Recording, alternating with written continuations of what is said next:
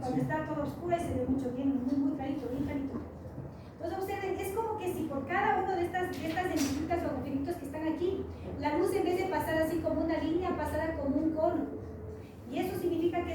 pasó la luz, se abre. Pero este cono de aquí choca con el cono de acá. Y al chocar se producen las famosas interferencias. ¿Por qué interferencias? Porque al pasar un cono de luz por aquí y un cono de luz por acá, hay dos ondas, en pocas palabras, que van a interferir. Y resulta que hay patrones de interferencia, o constructivos o destructivos. Entonces, en la pantalla de acá, generaron unos lugares en donde ellos dicen así, ¿no? Hay luz y hay oscuridad. Hay luz y hay oscuridad. ¿Por qué dicen que hay luz en unos y oscuridad en otros? Luz por la interferencia constructiva, cuando se suman las amplitudes de las ondas, y oscuridad cuando hay la interferencia destructiva de las ondas. Esto de interferencias y eso ya es algo un poco más profundo que se estudia en el capítulo de ondas que lo hemos visto con ustedes netamente, ¿sí? Pero para que más o menos entiendan el comportamiento dual de la luz. Perfecto. Con este experimento ellos evidenciaron que la luz supuestamente en ese entonces no era partícula, era una onda. ¿Por qué? Porque cumplía las características de lo que era la onda. ¿Ya? Perfecto. Pero luego, o sea, como les queda siempre, diría yo, esa como curiosidad de que qué mismo es lo que de alguna manera está incidiendo no en la luz. Había otros que de alguna u otra manera creían que en efecto sí habían algunas partículas involucradas en la luz. Dentro de esos que creían que la luz también tenía algunas partículas involucradas estaba uno de los pioneros, Hertz. Hertz fue uno de los pioneros que, aparte de tener y contribuirse con estos aportes de Huygens, que eran unos de los primeritos que consideraban la luz como una onda, Hertz empezó a hacer el bombardeo igual de haces lumínicos en diferentes materiales. Y pasó algo que lastimosamente observó, pero que no lo postuló. Él no, de alguna manera, no lo dijo, no lo mencionó. Solamente dejó sus escritos, sus aportaciones, pero no sacó a la luz a nivel de conocimiento científico. ¿Y cómo es diferencias de luz?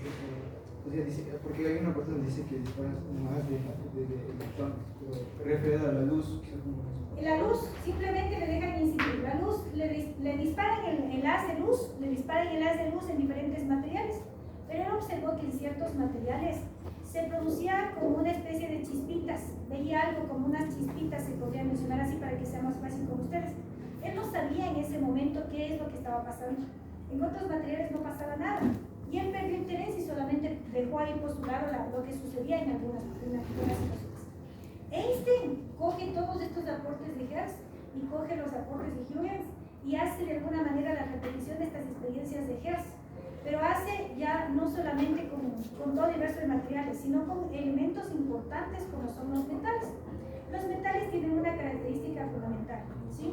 Que van a ser de alguna manera electropositivos y van a tener la posibilidad de dejar y soltar libres algunos electrones por ser electropositivos mismos.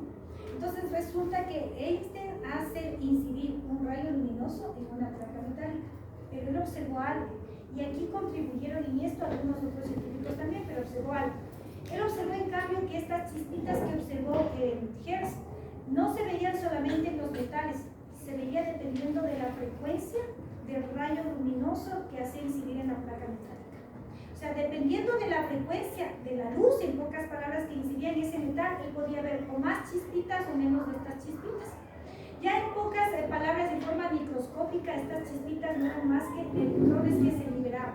Entonces, ¿en qué consistió este efecto fotoeléctrico? Hacía incidir la luz, que en ese entonces ya comprobaron que era una onda, ¿no es cierto? Entonces hacía incidir la luz.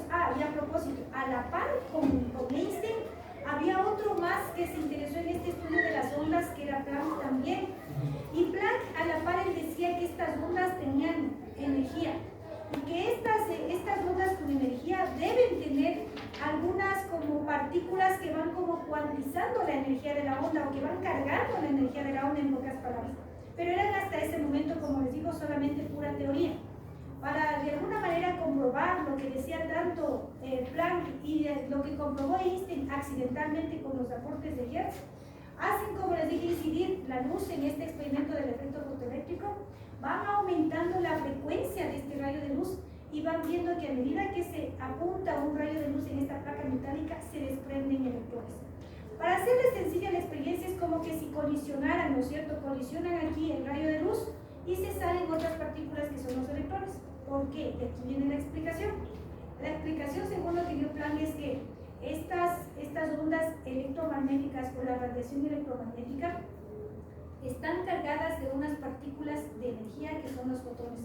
Estos son los paquetes energéticos que cuantifican toda la energía de la radiación electromagnética y que ahora A estos fotones ya se les conoce como las partículas fundamentales de esta radiación electromagnética y en el modelo estándar como bosones, ¿no es cierto? Ustedes saben que el fotón es uno de los bosones principales. Ya luego cuando estemos ahí veamos de qué más les dice ahora que son parte de estos bosones. Entonces, estas partículas fundamentales para Planck, que eran los fotones, eran quienes cargaban la energía. Entonces él decía, viene toda la onda electromagnética cargada de los paquetes energéticos. Y explicaron así el efecto fotoeléctrico.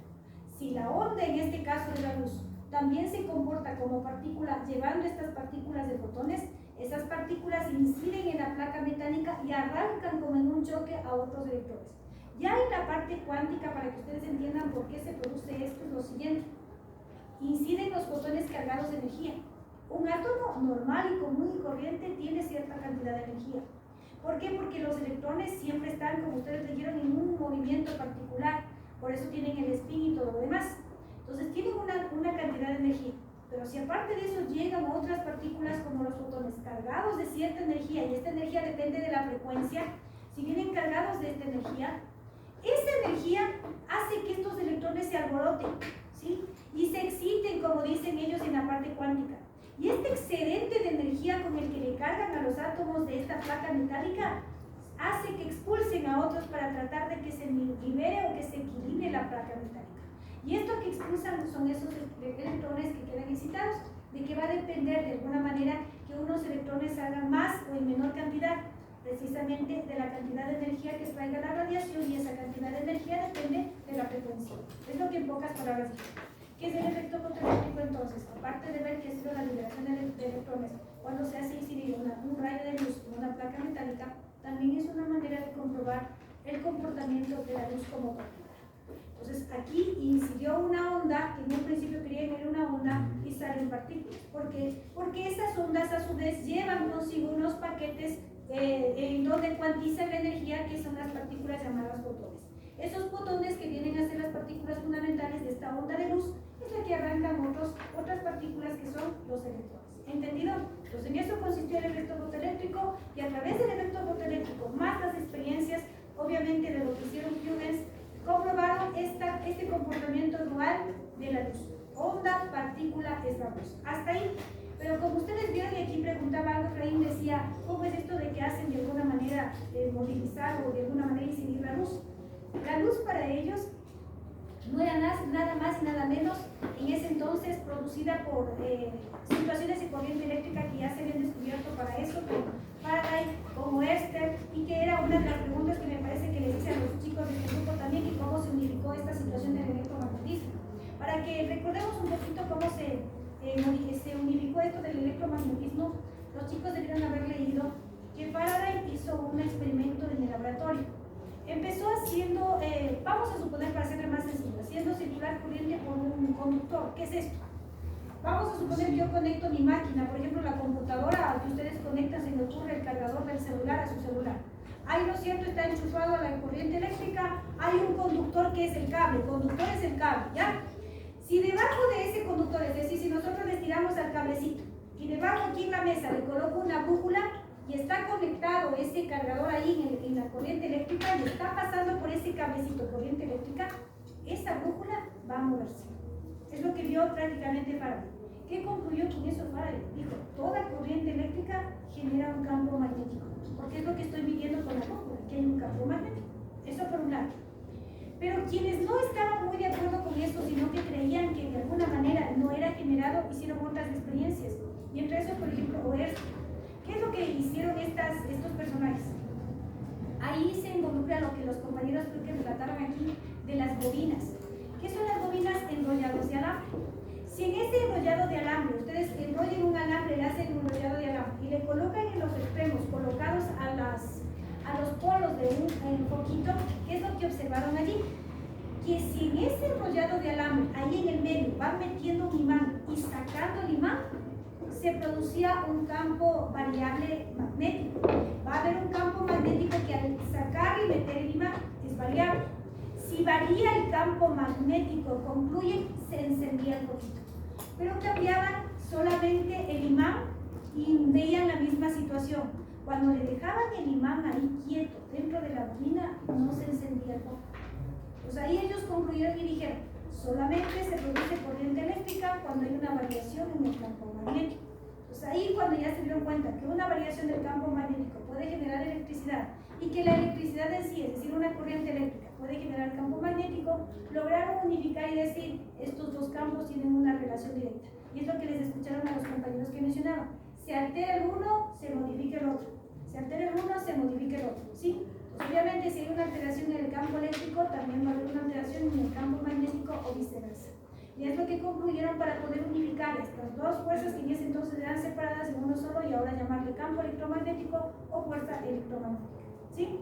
Ahora bien, una vez que ellos ya de alguna u otra forma dejaron sentadas las ideas de que la luz era o tenía un comportamiento dual de onda y partícula con todas estas situaciones que hemos visto, empezaron a preocuparse en sí de algunas características de la luz como onda, y entre esas características de su longitud de onda y de la frecuencia. A partir de la longitud de onda y de la frecuencia de estas radiaciones electromagnéticas, empieza a clasificarse las ondas en algo que se conoce como el espectro electromagnético. Entonces, si yo les pregunto a ustedes qué es el espectro electromagnético de una manera sencilla, ¿qué diríamos? Es como una clasificación de las distintas radiaciones electromagnéticas. ¿En qué se clasifican básicamente, chicos? En dos grupos fundamentales. ¿Cuáles? Visibles y no visibles son las principales, si hablamos de las radiaciones electromagnéticas, sí, las principales. Las más, obviamente las más inofensivas son las visibles. Las más dañinas son las que no se ven, lastimosamente, así es.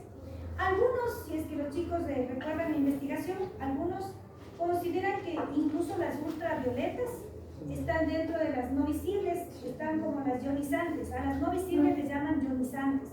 ¿Y por qué les llaman ionizantes, chicos? ¿Por qué? Exacto, pueden alterar, dice, la estructura molecular de lo que atraviesan, porque tienen una característica importante, son penetrantes, y al ser penetrantes pueden alterar la estructura molecular, unas más que otras, y en eso se va caracterizando y variando en el espectro electromagnético. Dentro de las que son visibles hay clasificaciones o categorías, y dentro de las que no son visibles también hay ciertas categorías o hay ciertas radiaciones que son un poco más específicas conocidas en ese espectro. ¿Quién me recuerda, por favor, dentro de las radiaciones ionizantes o las no visibles, cuáles son como reconocidas y las más nocivas? Las más nocivas. Las gamas son las más dañinas, son las más penetrantes, son las más energéticas, las más masivas. Esas pueden dañar mucho, pero muchísimo la estructura molecular. ¿Ya? ¿Cuáles harían otras aparte de las ionizantes? Los rayos X. Los rayos X también son penetrantes, ustedes mismos lo han visto en la aplicación que tienen. Pero también, si ustedes se han fijado, los rayos X, a pesar de tener una buena aplicación en medicina, también hay que tener mucho cuidado precisamente de su absorción. ¿Han escuchado ustedes la prohibición de que se realice una radiografía, por ejemplo, a una persona que está embarazada? Por ejemplo. ¿Por qué? Porque al ser penetrante esa radiación puede haber alteración precisamente al feto. Y no solamente a una persona embarazada. También si hay una mujer que, por ejemplo, está por querer concebir un bebé y se hace radiografías seguidas, porque tiene, qué sé yo, una radiografía seguida por una fractura, no puede de alguna u otra manera estar lista a una concepción si es que ha estado, por ejemplo, absorbiendo mucha radiación. De hecho, si ustedes han escuchado esto, las personas que están encargadas de los laboratorios radiológicos, ellos tienen que separarse del laboratorio por cierto tiempo, es como para que se desintoxique de la radiación que está, por ejemplo, recibiendo. Y algunas mujeres incluso que están, qué sé yo, por concebir bebés, tienen que colocarse chalecos de plomo y etcétera para evitar precisamente que absorban tanta radiación, porque tienen un poder de penetración bastante alto, ¿sí? ¿De qué otro tipo de radiación ionizante podemos hablar, chicos? Ya, la beta es la intermedia entre la alfa y la gamma. La gamma era la más nociva, ¿sí? La alfa no es tan nociva, pero igual también tiene un poder de penetración. La beta está intermedia entre estas dos. ¿Qué otra ionizante? Como les decía, algunos le clasifican la UV o las radiaciones solares, en este caso, como también ionizantes. Y si ustedes han visto las consecuencias que están trayendo actualmente la emisión de radiaciones solares ya es algo serio, ¿no? Y precisamente por eso le están considerando como algo realizable. Son de los factores más abundantes en cuanto a las razones del cáncer de la piel. Entonces son de las más, yo diría, elevadas en porcentaje como causantes del cáncer de la piel, ¿sí? Entonces hay que tener mucho cuidado de las mismas. Sin embargo, como los chicos debieron haber investigado, estas radiaciones también han sido de alguna u otra manera favorables, aprovechadas de forma favorable para algunas situaciones, y entre estas el mismo desarrollo tecnológico. Los rayos X han favorecido a que en medicina nosotros podamos tener resultados de las estructuras óseas más evidentes y más claras, ¿no es cierto? En este caso, las radiaciones gamma y las radiaciones, incluso algunas betas, son utilizadas para el estudio de radioterapia. ¿Sí? Emiten radiaciones para tratar de desaparecer el cáncer, pero asimismo hay un pero, ¿no?, en este tipo de la radioterapia. Y como son penetrantes y no se focalizan en un solo punto, a veces afectan a más allá de la estructura que quieren ellos de una u otra manera eliminar. Entonces estas son las cositas como negativas y positivas de lo que es el espectro electromagnético. Bien, entonces una vez que se interesaron en clasificar en esto del espectro visible, ¿no?, de las radiaciones visibles, no visibles, en el espectro electromagnético, siguen de alguna u otra manera profundizando este estudio de las radiaciones. Y dentro de las radiaciones y de la luz se dan cuenta que al analizar esto de la luz, ellos encuentran objetos que tienen esta capacidad de absorber la radiación. Nosotros mismos absorbemos la radiación del sol, por ejemplo, ¿sí? Pero hay objetos que son capaces no solo de absorber, sino también de emitir radiación. Unos que emiten y otros que absorben. En este campo de absorber y emitir, ellos se encontraron aquí con la absorción y la emisión, que si es que solamente había, por ejemplo, emisión de la radiación y no absorción, decían ellos, se podría producir una catástrofe a nivel de la emisión de la radiación. Por ello ellos generaron un objeto ideal, que es este objeto que es el que absorbe todo tipo de radiaciones, y es el famoso cuerpo negro, como una manera de alguna manera justificar el cómo estas radiaciones no nos están de alguna forma consumiendo y acabando, sino que existe algo, objetos que se llaman cuerpos negros, que son ideales, no se han visto ni se han encontrado en el laboratorio, que son capaces de absorber todo tipo de radiación. Dicen que son capaces de absorber tanto la radiación, que supuestamente, ¿no?, que por eso mismo no se llega a ser visible para el ojo humano. Pero aquí viene un problema. El problema es que, como vimos que el espectro radioelectromagnético involucra frecuencias y longitudes de onda distintas y variadas, y también al mismo tiempo distintas cargas de energía en cada una de estas radiaciones, estas radiaciones, al ser absorbidas por este cuerpo negro, van a cargar a este cuerpo de un montón de energía. Esta energía, en algún momento dado, y esta es una parte teórica, no está de todo comprobado, dicen que esta cantidad de energía que se va acumulando aquí en el cuerpo negro puede también generar que haya un incremento de temperatura. Y este incremento de temperatura obligatoriamente debería producir un remanente de energía, es decir, un exceso de energía en este cuerpo negro, que a la final tiene que ser eliminado, porque de lo contrario, o sea, no va a tener una capacidad ilimitada, decía, en este cuerpo negro para absorber estas radiaciones, tiene que tener siempre un límite. Entonces, al rebasar este límite, este cuerpo negro va a tratar de emitir este excedente. Y este excedente es lo que ellos llaman la famosa radiación del cuerpo negro. Para algunos científicos creen que la radiación del cuerpo negro depende de la temperatura. ¿Quiénes decían, chicos, del grupo 1 que dependía de la temperatura? Uno era Planck, también Planck decía eso. ¿Quién más? Ya, Stephen Boltzmann era uno. Wine ya decía que dependía de qué, de otro factor importante que era la longitud de onda. Y Rayleigh, Jeans, los dos decían que dependía de las dos cosas. En efecto, dicen que depende de las dos, que depende de la longitud de onda, de las radiaciones y también de la temperatura.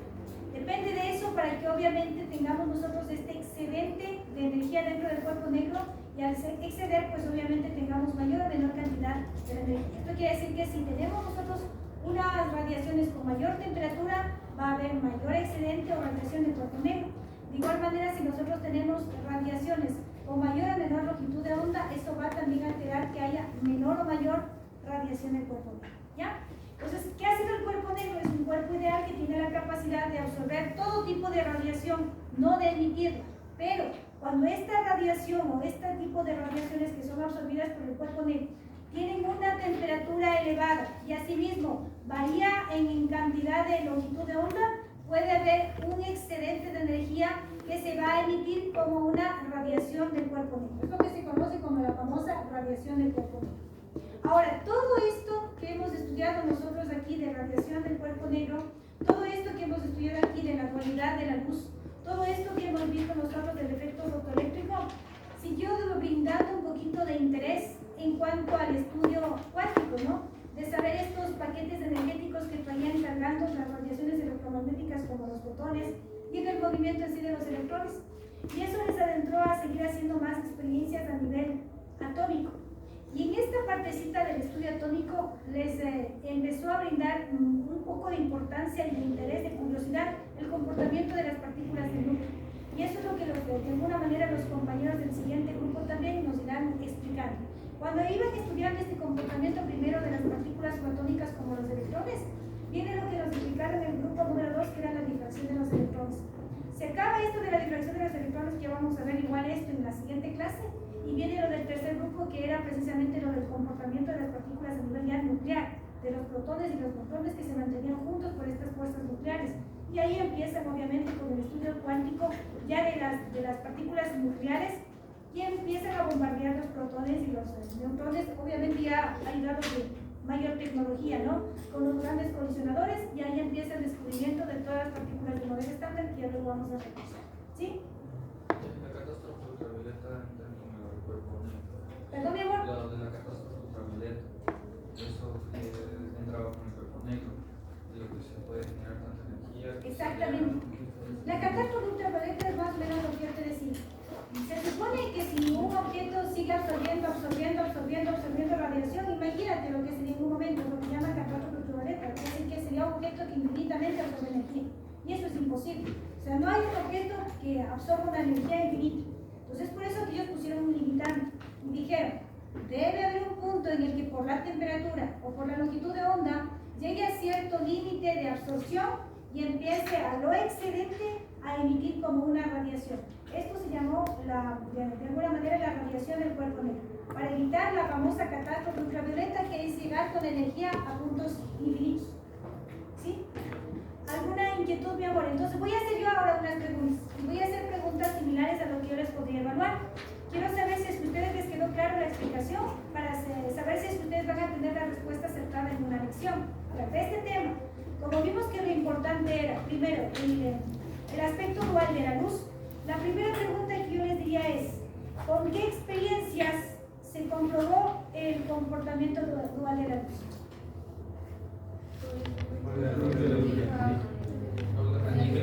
Exacto, con el experimento de doble rendija y el efecto fotoeléctrico.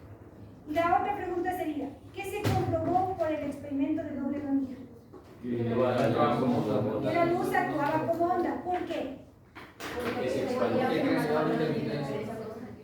generaba un patrón de interferencia. Primero se generaba una dispersión o difracción de la luz generando un patrón de interferencia.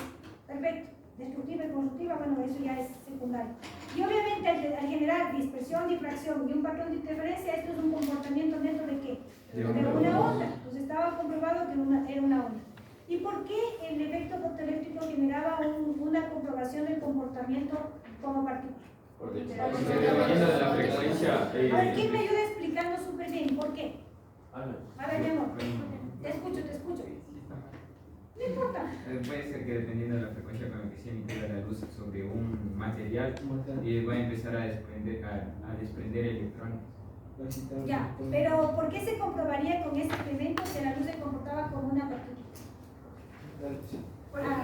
Porque existirían pequeños paquetes de energía que son los que ya son cuantificados, y estos paquetes interactuarían con las moléculas o partículas dentro de la placa metálica. Lo que demuestra el efecto fotoeléctrico sería la interacción de estas moléculas entre las partículas que vienen cargando la luz como una onda, y obviamente estas partículas que la onda de la luz viene cargando, por lo que Planck decía, recuerden que Planck decía que estas ondas tienen energía. Y al tener energía deben haber algunos paquetes o unas partículas que deben cuantificar esa energía. Es lo que decía, ¿no es cierto, Planck? Y estos paquetes eran los fotones en ese entonces y que ahora nosotros sabemos que son los bosones fundamentales de la interacción electromagnética. Entonces, esos corpúsculos que eran disparados en la onda electromagnética, esos corpúsculos, esos fotones, eran los que, como dice Dani, interactuaban con los electrones. Iban cargados de energía, incidían en la placa y aumentaban la energía de los electrones, y ahí es cuando salían lanzados los electrones. ¿Ya? ¿Sí me entienden, mi amor? Esa es la manera de comprobar que la luz es una partícula. Y con esos dos, la velocidad onda partícula. Perfecto. Vamos con otra pregunta que igual, por ejemplo, les podría colocar. ¿Qué es un cuerpo negro? Es un objeto ideal capaz de absorber la radiación electromagnética y a su vez poder emitirla. Más que emitirla, ¿verdad? Que el emitirla no es que emite. Supuestamente se emite cuando hay este excedente de temperatura o hay un excedente en las radiaciones de longitud. No es que emite porque emite. Porque de lo contrario todos serían cuerpo negro. Nosotros también seríamos. ¿Y por qué te digo que seríamos un cuerpo negro? Típico ejemplo. Cuando estamos expuestos al sol, nosotros estamos absorbiendo radiación. ¿Sí? Y de hecho nosotros demostramos aquí que no somos objeto de cuerpo negro porque nosotros somos capaces de emitir la radiación o de alguna manera dejar salir algo de la radiación. ¿En qué sentido? Cuando nosotros absorbemos esta energía, el cuerpo de alguna manera para equilibrar la energía natural del cuerpo humano trata de equilibrar el exceso de temperatura transpirando. Y nosotros estamos emitiendo también energía calórica. Entonces nosotros también tendríamos que ser cuerpo negro y no lo somos. Entonces se supone que es ideal porque solo es capaz de absorber. Y por eso se generaba lo que preguntó ahorita Francisco. Esa catástrofe ultravioleta en que no tendría sentido que un objeto absorba y ¿hasta cuándo? ¿Hasta cuándo va a absorber energía? Y nos dejaría ese cuerpo sin energía absoluta, sin radiación absoluta y estaríamos en una completa oscuridad, sin ninguna radiación. Debe haber un límite. Y este límite precisamente lo colocan en función de qué ciertos valores de las radiaciones, de su temperatura y longitud de onda. Dice que a medida que incremente, o sean estas radiaciones más energéticas y tengan más temperatura, más longitud de onda, ahí este cuerpo negro va a llegar a cierto límite y el remanente de energía que absorbe va a ser emitido. Ese remanente de energía que absorbe va a ser emitido. ¿En forma de qué? En forma de una radiación específica. Algunos dicen que es energía calórica, ¿verdad? Seguro que ustedes deben haber leído. Y es emitido como una radiación que se conoce cuerpo negro. ¿Sí? Radiación por un cuerpo negro. Entonces, si yo defino cuerpo negro, ¿qué ha sido, digamos, radiación? Perdón, solo cuerpo negro.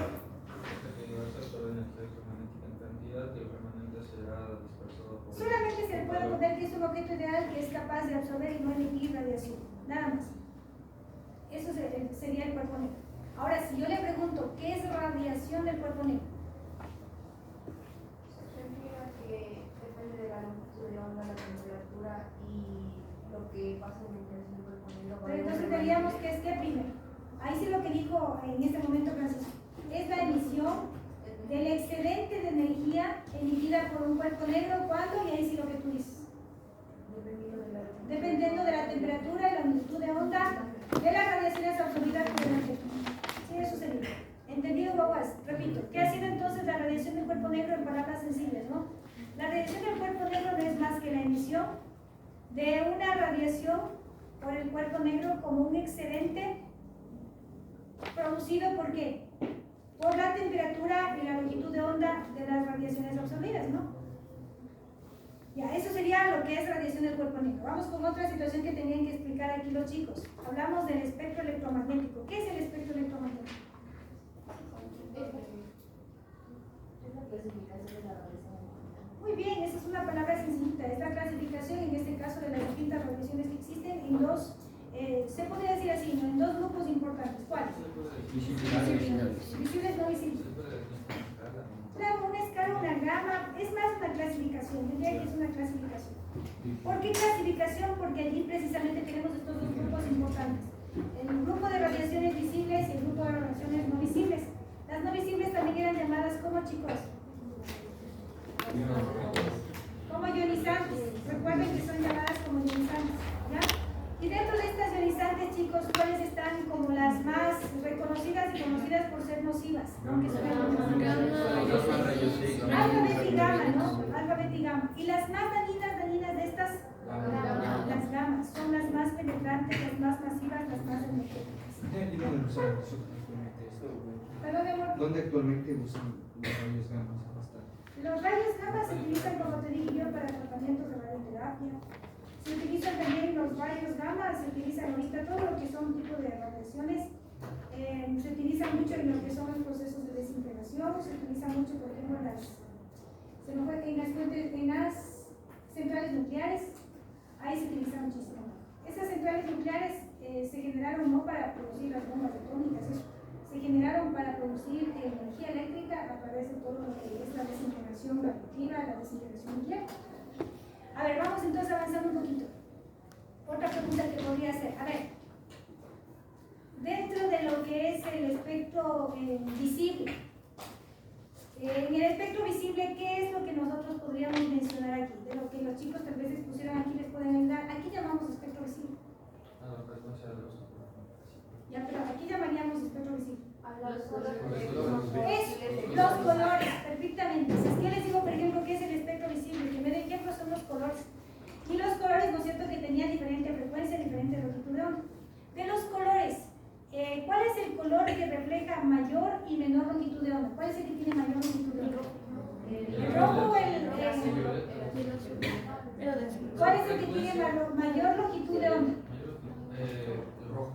¿Y menor longitud de onda? El violeta. Y si hablo de frecuencias, El mayor es el violeta y el menor es el rojo. ahora voy a hacer otra pregunta. Estas preguntas son que tienen relación con las preguntas. Escuchemos súper bien. ¿Cuáles de estas radiaciones se mueven con mayor velocidad? las que tienen menor longitud de onda. Ninguna. ¿Qué dice? ¿Tú qué dices, Francisco? Ninguna. ¿Por qué? Porque todas tienen la misma velocidad de ser parte de la luz. Al ser parte de la luz, todas se mueven con esa misma rapidez de la luz. Y precisamente varían solamente con la longitud de onda. Y obvio, o solamente pónganse a pensar en esto. Si tienen mayor longitud de onda, ¿qué tenían? Menor frecuencia. Las otras, si tienen menor frecuencia, tienen mayor longitud de onda. Y eso equiparan, equilibran de tal manera que la rapidez no cambia. Eso es importante. Todas las radiaciones electromagnéticas tienen que ver con luz. Y la luz tiene que solamente moverse con una sola rapidez conocida hasta el momento, ¿no? De 3 por 10 a 8. Eso es importante, ¿verdad? Que son preguntas de evaluación. ¿Qué más? ¿Alguna otra cosa importante que se nos esté pasando por alto y que se les preguntó a ustedes? Frecuencias específicas de cada color. No, tal vez valores así numéricos poco les voy a hablar.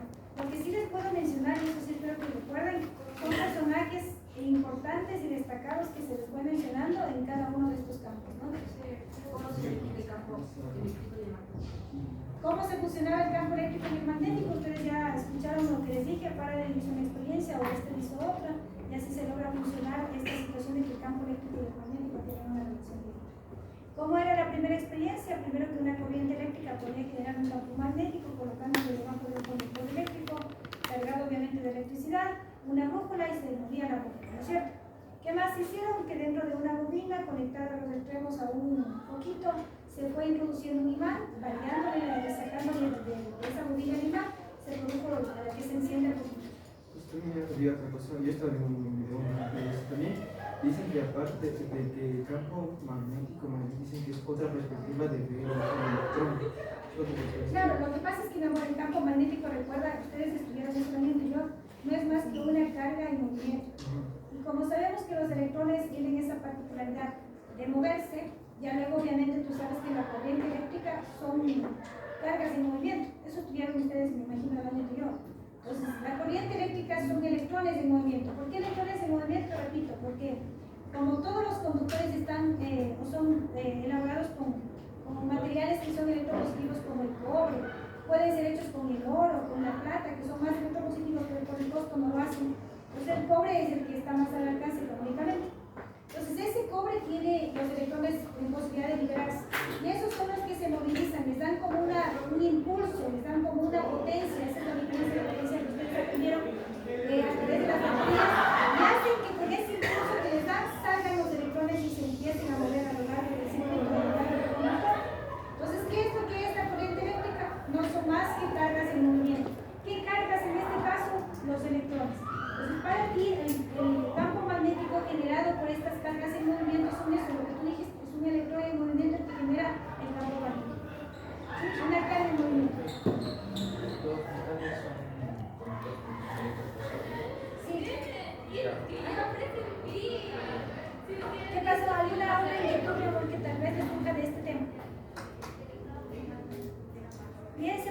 alguna situación que quieran preguntar los chicos para que como grupo número 1 vayamos aclarándoles algunas ideas.